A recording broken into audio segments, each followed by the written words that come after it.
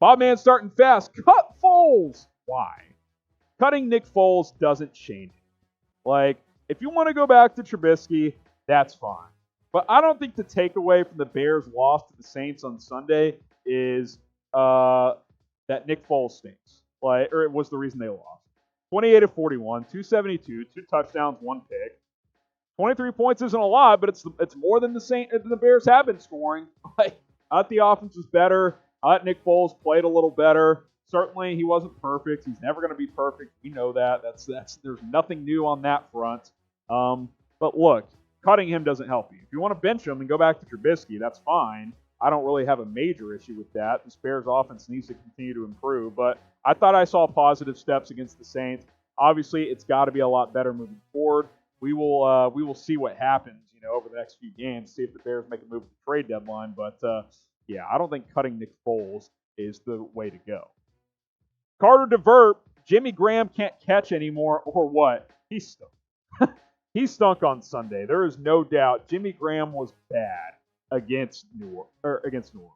He was really bad. Couple of drops. The tight ends as a whole really did not show up in this game. Graham 2 for 13. He had a couple of drops. Did not look good. He's been solid, especially in the red zone this year. This tight end group as a whole has been better in 2020. It's still certainly not great. This is not all of a sudden one of the better tight end groups in the NFL. Kmet was disappointing, had the 1 catch for 2 yards, fumbled. Luckily, they called it stop of forward progress, but in the end, it was not a good day for the tight ends. There's no doubt about that. Disappointing game from both of those guys, and obviously they need to play a whole lot better. Like the video if you love the Bears. Disappointing loss on Sunday, but if you are a big fan of the Chicago Bears, give us a like on this video. We can do more videos for you guys. Let's get at least 300 likes on today's show. Go ahead, click that thumbs up icon, and like the video. It helps us out a whole lot. Appreciate you guys here on Chicago Bears. Now, Hutch is next up. Are we a wild card team? Oh boy, certainly in the mix. Let me try and pull up the standings in front of me as we film this live on Sunday. Let's see here. The NFC playoff standings. Right now, the Bears are the 8th seed. They're behind the Rams, who are also 5-3. So they're right in the mix. Top 7 get in. The Bears are in 8th right now. Obviously, that loss to the Saints on Sunday afternoon, that's a big one. I said you had to split this 4-game stretch between the Rams, Saints, Titans, and Vikings, and you're 0-2 so far. Titans next week on the road. Vikings the game after that. Minnesota looked a lot better against Green Bay on Sunday, so that's not going to be an easy game. So, yeah, that was a tough loss to the Saints. That was an opportunity to get a key win, and the Bears failed to do it. So that was certainly very disappointing. Hopefully, I can find a way to bounce back because that was a tough one, no doubt about it. Shout out your area code. We love to know where our viewers are watching from, so shout out your area code in the comment section. Let me know where you're watching from. Shout out your 3-digit area code here on Chicago Bears. Now, we'll make this the pinned comment, so you can reply right there. Go ahead and let us know what your area code is. Represent your hometown, because that's what we like here on Chicago Bears. Now, Zachary's next up here. Looking at our schedule, we might only lose one more game. I don't see that. You're telling me the Bears are going to go 12-4? Look at the rest of the schedule. I don't have the graphics up here, but I'll just read them off. At Tennessee next week. That's a tough game. Minnesota at home. You should win that, but Vikings are playing better. Bye week. Then you at the Packers. Detroit at home. Texans at home. You should win those. At Minnesota. At Jacksonville. Those are winnable. Then you finish with the Packers. It's not a brutal schedule. If you could somehow beat the Titans next week, I would feel a lot better, but I don't think this team's going to go 7-1 the rest of the way. Do you? I think 5-3 is probably more likely. 10-6 finish, and you're going to be right in the mix for making the playoffs. And maybe you make it, maybe you don't, but it's going to be very, very close for the Chicago Bears at the end of the day. We'll see what happens, but I definitely don't think this team is only going to lose one more game. What trade deadline moves should we make? So trade deadline comes and goes on Tuesday afternoon. Let me know. What do you guys think? I'll flip the question around. What should the Bears do at the trade deadline? For me, it's very simple. Offensive. Get some offensive line help. Like, if you want to make a minor, like, if you want to get a nose tackle or some linebacker help, I'm down with that. But offensive line is the major weakness. There's no doubt. Quarterback play is suspect, but you're not going to be able to get a major quarterback at the deadline unless the Falcons are like, here, take Matt Ryan.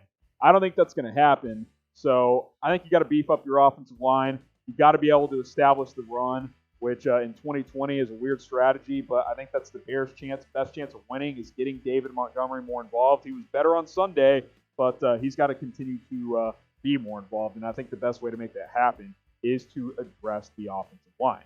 Get going with our sports betting partner, Bet Rivers at chatsports.com/betin.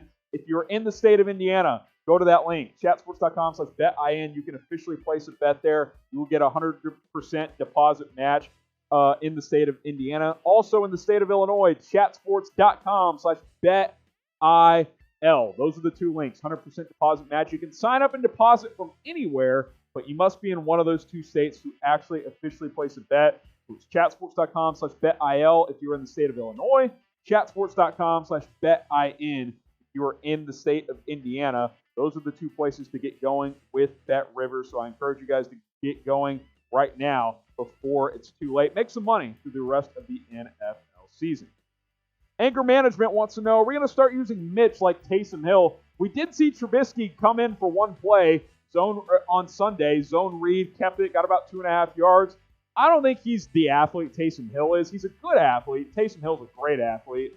I don't see the Bears doing that on a major level because Taysom Hill can also play receiver, and he can block, and he can do those type of things. If they want to use him 3 to 5 snaps a game, let him run the ball some, I don't have a problem with that. But I think if you're going to use Trubisky, I'd rather just have him be the quarterback. I'm not saying I'm advocating for a switch, but if you're expecting him to be like a Taysom Hill guy, he's not that caliber of an athlete.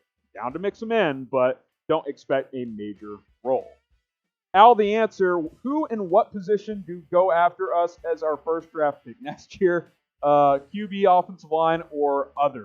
I think those are the two spots, right? Unless a just can't miss prospect falls into your lap, I think those are the two positions you have to be looking at if you are Ryan Pace and this front office is quarterback and offensive line. I think those are the two positions you need to look at in the draft and in free agency to address because Foles and Trubisky are not the long-term answer. I know you Mitch fans want him to be. It's not the guy.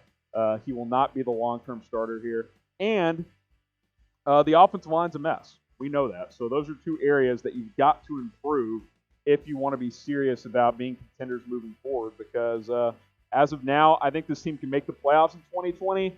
I need this offense to improve a lot if I think they can actually make a lot of noise. Subscribe to Chicago Bears Now. We cover the latest Bears news and rumors. More coverage as well. Trade deadline comes and goes on Tuesday. If the trade happens, we will have it covered here on the channel. Hit that subscribe button. It's right below the video. Share that link with a friend. It's youtube.com/Bears Now. Help us grow here on the channel. youtube.com/Bears Now. We got time for a couple more questions here. Let's see. Your boy Brad, I think we do something like using Mitch and Bray on some plays. Bray's not going to be a factor. We know that. We just talked about Trubisky. Again, like I said, if they want to use him some, I got no problem with that. I don't think they'll use him in a Taysom Hill role, but if they want to mix him in, that's fine with me. The Bears could certainly use some more mobility at quarterback. That is one thing Nick Foles does not bring to the position. Zach is next up. I think we'll lose one game to the Packers. Might lose next week. Besides that, I don't see us losing. So, Titans next week and the Packers. I mean, it's possible. The Bears don't have a ton of daunting games, but this offense isn't good enough to just blow teams out. So, even the weaker opponents are going to be in some games because the Bears don't blow anyone out. Games are close with this team. They beat the Giants by 4. This team doesn't blow teams out. They're comfortable playing in close games, but if you just think they're going to cruise in a lot of games, I don't really see it. So we'll have to see what happens. Toby wants to know, why was Khalil Mack so quiet against the Saints? That's the game he's referring to, of course. He really wasn't that quiet. He had 5 tackles, a sack, and a tackle for loss. Sure, it wasn't like some major 2-3 sack game, 5 tackles for loss or something like that. It's not the best game of his career, but I wouldn't sit here and say that he was necessarily the problem either. I thought the Bears defense for the most part played pretty well against the Saints. They lost that game defensively at the end of the first half.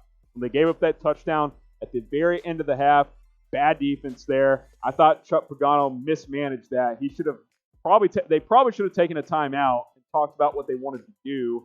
That was a disappointing sequence there, no doubt. But Khalil Mack was fine. Again, wasn't his best game, but I thought he played fairly well overall. Let's see here. Got a couple more here. We need more good blockers. Yeah, trade for an offensive line. It's simple, Ryan Pace. Get it done. Trade for one. If I'll say this. If you're serious about winning this year, you got to get offensive line. You have to.